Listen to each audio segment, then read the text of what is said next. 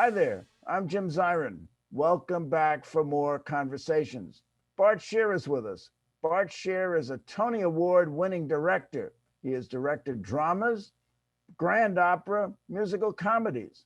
Now he has turned his talent to filmmaking. He's directed a blockbuster streaming film called Oslo, which will be an HBO Dynamite feature. Oslo is about the back channel negotiations in Sweden and London that led to the Oslo Accords of 1993. The film is particularly relevant in light of the horror that is unfolding in the Middle East as we speak, in Gaza and in Israel. We're pleased to welcome Bart Sher back to the program. Congratulations on Oslo, really a marvelous film, and it's going to be available on HBO from May 29th, and thereafter it'll be streaming. It's really a collection of firsts, isn't it? Because this is your first film. It's the first film that the playwright J.T. Rogers has done. Now we'll consider him a screenwriter as well. And it's about the first negotiation between Israel and the Palestinians. Yeah, it was quite a journey, I have to say. I'd never made a film before. I was making it in the middle of a pandemic, and it was about a subject that really means a lot to me. So, and to be working with JT as always is incredible for me. So what are the significant differences, if any, between directing a play and directing a film? Do we have enough time? Yes, sure. Yeah, they're very significant. First of all, the basic job is the same, meaning that your ability to work with actors and to process material and to include them in a storytelling mode is the same. Doing a scene, how that works. The way in which you see and how you operate and build something which you can make into a story is completely different in the singular space of theater versus the sort of endless amounts of space of film. In the movie, suddenly the actor comes on the screen and starts talking, or the camera moves. The camera is doing the camera is seeing everything. It's only one point of view. If you go into a theater and look at something, you're going to have as many as 1,000 points of view, could be 1,200 points of view, all on the same event. And how you control movement and emphasis and focus is completely different between the two mediums. Yeah. So did you sit in a director's chair and wear a beret and say, now camera two, move? I mean, how does that work? I did have a director's chair. That was quite strange. I guess that I did call cut occasionally, but mostly the way it operates was to just stay what I would call in the scene, set up the scene, figure out with Janusz Kaminski, my amazing cinematographer, how the scene would be seen, how we'd be covering it, and then move from there. And then there are other poetic gestures, movements, sweeps, cranes, so there's different kinds of storytelling, but within the scenes themselves, it was, and then you do it a lot from a lot of different points of view. And then you have a secondary process of cutting, of editing, which is a whole nother part of the conversation. Tell us about Oslo. What is it about? And also tell us, what is it really about? Oslo is an actual historical event that happened in 1992 and 93, where in the middle, following what had been a 5-year intifada and one of the earlier extreme and intense engagements between the Palestinians and the Israelis, a back channel negotiation was set up by a group of Norwegians to help the Palestinians and Israelis come to some agreement. It was all conducted in secret, and it was all conducted away from the Middle East. So they brought everybody up to Norway, they sat in a room, and they worked out an agreement which led to the establishment of the Palestinian Authority and some of the structure that you see in place today. But it was the first time that those two intense enemies had ever met. Well, the principal Norwegians in the group were Terry Larson and his wife, Mona Yule. Yeah. This all started, and your involvement started when you met them. Tell that story. Yeah. I met them in a very, very strange and unusual and perhaps very New York way, which is that my daughter's best friend in second grade was Emma Rod Larson, who was the daughter of Terrier and Mona. And I got to know them during all kinds of events we would go to, particularly soccer games and things like that. And during that time, Terrier would tell me incredible stories about Middle East peace, which I found fascinating and extraordinary. And I obviously knew who they were as the participants in the Oslo Accords. So I introduced him to JT, thinking there might be something in this. JT felt it could be an extraordinary play, and the two of them got together, and away we went. So as they're talking to you, as you waited online to see the teacher, of course, you're a director, every inch a director. Did you smell a play there at that point? Yeah, I mean, I think the thing that I was most interested in was what JT would always say about a play is that a great play is not between a wrong and a right, but between two rights. And this had all the elements of two extremely powerful opposing forces. Also, the behavior was layered. You know, what you would be saying on the top level and what you're saying in the middle and the lower levels, all of that was so fascinating to me in hearing how Terrier talked about actual negotiation and diplomacy, that I found that was extraordinarily well suited to theater. You introduced the couple to J.G. Rogers, and why did you choose him as the playwright? Well, I had already done a piece of his at Lincoln Center called Blood and Gifts, which was about the Stinger missile program in Afghanistan in the 80s. And the thing that's extraordinary about JT is he has this exceptional ability to take like worldwide politics and ideas and translate them into actual drama.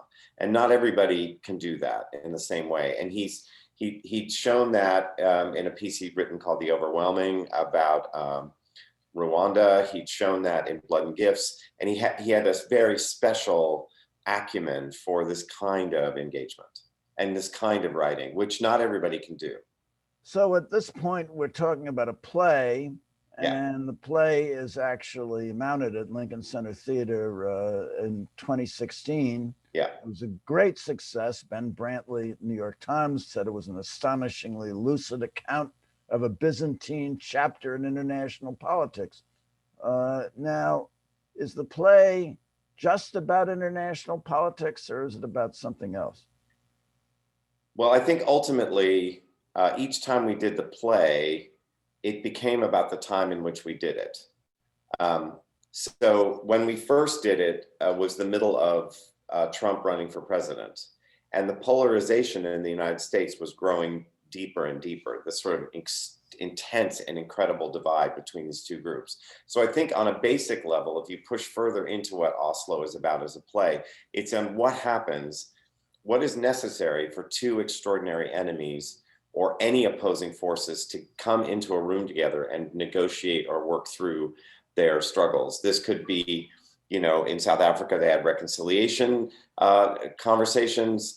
It could be between opposing enemies working out boundaries. It could be over anything, but it could be, you know, getting, you know, AOC and Ted Cruz into a room together, you know, to actually have a conversation about, or find a way. We always want our leaders to find a way to somehow see the human being in each other, and from that point move, elevate to then come to some sort of agreement that helps everybody, not just their own side. So in your mind, were you directing a play about Israel and the Palestinians, or about human relations? Yes, I think both. I mean, anytime you're doing a play that, you know, you can be doing Chekhov set in, you know, the 1915 in Russia. You could be doing a Shakespeare set in, you know, 1592.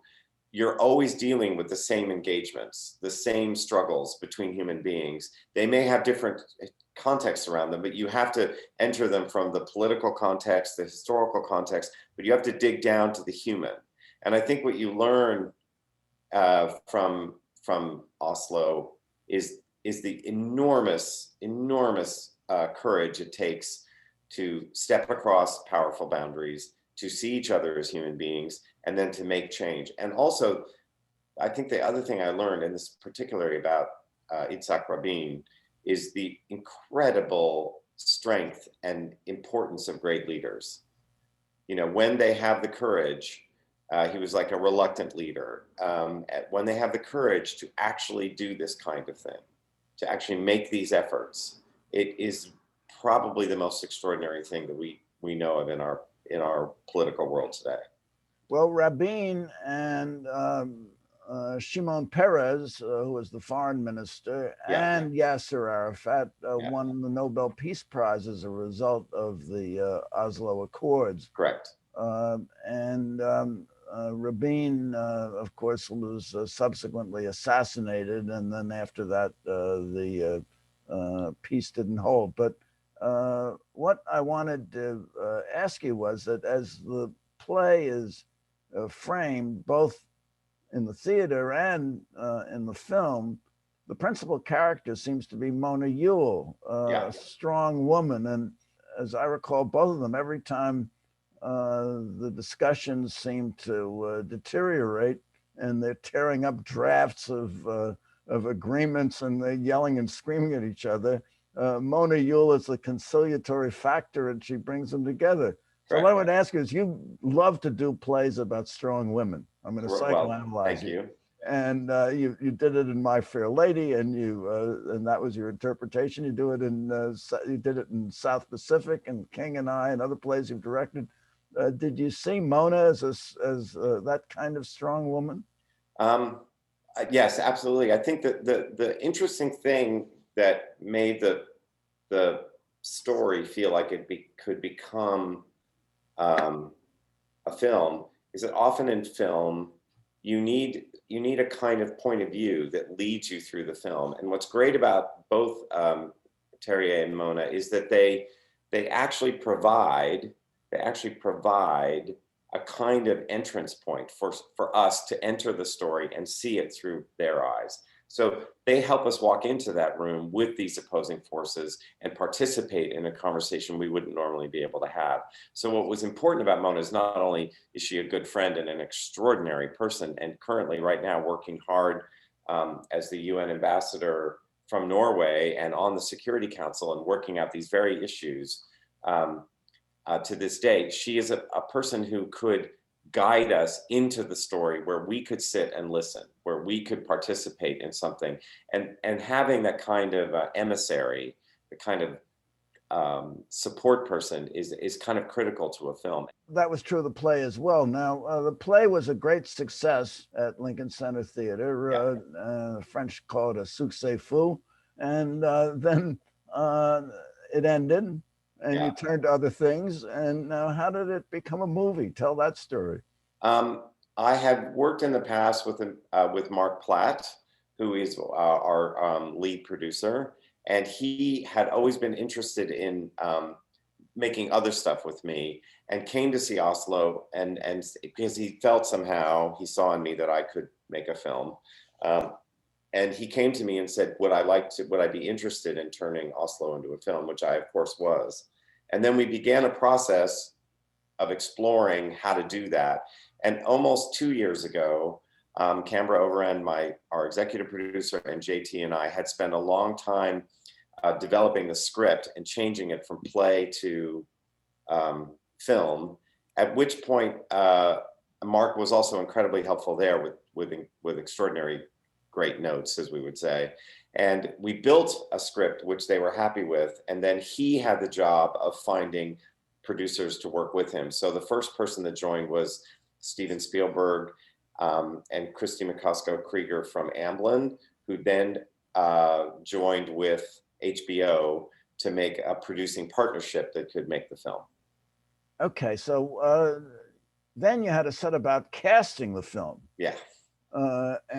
So who were the principal actors? Where did you find them, and how did you select them? Yeah, I mean, for our leads, Terrier and Mona, were incredibly lucky to have Andrew Scott and Ruth Wilson, and they're both exceptional, wonderful actors. No one could ask for more.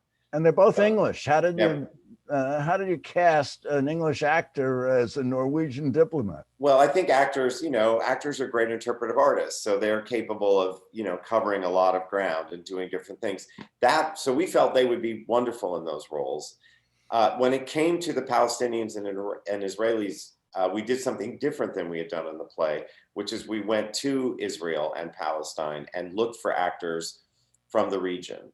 So I went on a kind of deep dive into all of the extraordinary work that's coming out of there, everything from, you know, everybody's seen Fauda or Stitzel or Gaza Mon Amour, or there's some incredible work from the region.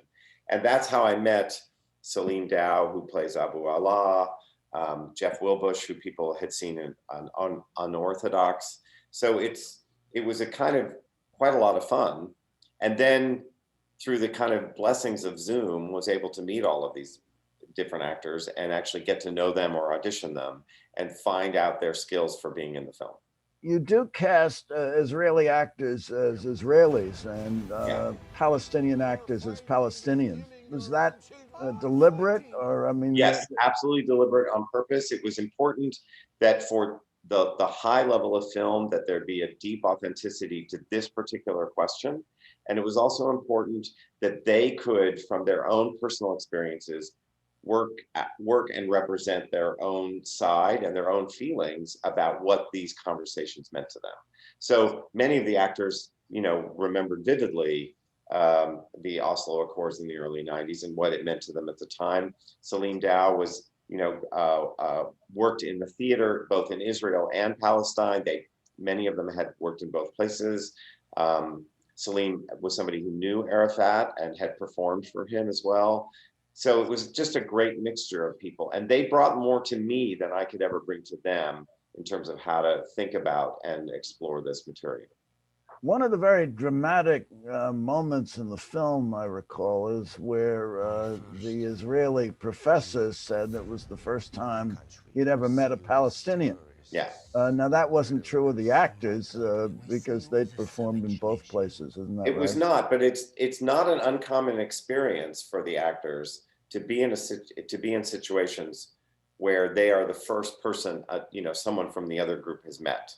So that experience is not so uncommon. Certainly at the time was not uncommon, and it sort of shows you kind of how deep and how profound the differences are. Now, why the Czech Republic? Why didn't you do it in Oslo? 14, historically, there were 14 meetings there. I think that at that point, you get into the mechanics of making films, which have to do, I think, with tax breaks and all kinds of, and there's a very strong industry for making film in the Czech Republic and in Hungary. So as they were vetting out where is the best place to find all of these different locations that were closest and most affordable, that became and it turned out to be a great place to make it. Yeah. Now, the Oslo Accords fell through. They brought great hope for a final settlement, but it never materialized. Yeah. Why didn't it materialize? I think they were meant to be a first step, and they were meant to be something that would be picked up and followed through on. And there were important elements to that journey and great transformation that happened. The assassination of Rabin was a great blow to the Oslo process because it meant that certain forces within the country were not transforming as quickly or as well. And I think some of it is leadership. I think some of it is it is a very complex region to come up with solutions that please everybody. And so they made huge progress that had never before been seen, but I think it was always meant to be a first step. And those steps, I think, are still ahead of us, sadly. Well, speaking of the present crisis, Martin Indyk, a special envoy for Israeli-Palestinian negotiations under Obama, said the problem with the Middle East is you can turn your back on the Middle East, but it never turns its back on you. Yeah. So every time it seems as if there's some hope for a settlement, some event occurs, like the assassination of Rabin, and then there's a setback. Why is this? I mean, is this just karma, or is it something else? Well, I do think it's a complex problem. I think it always comes down to the same kinds of solutions which you see in the film. If you have people willing and brave enough to talk, and you can get into the right conversation, and if you have leaders who are willing to help lead their people to real change, then you can make a difference.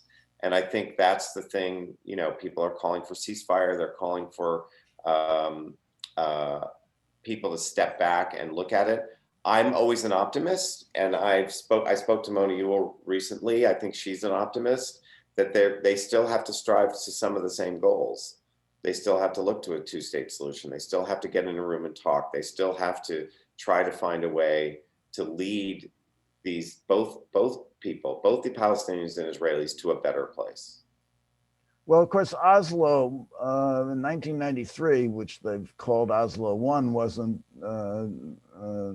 It was the first step, but then there was a second step, which was Oslo Two, which was the accord on security reached in Taba a few years later. Then following that, you have the second Intifada, went back to square one.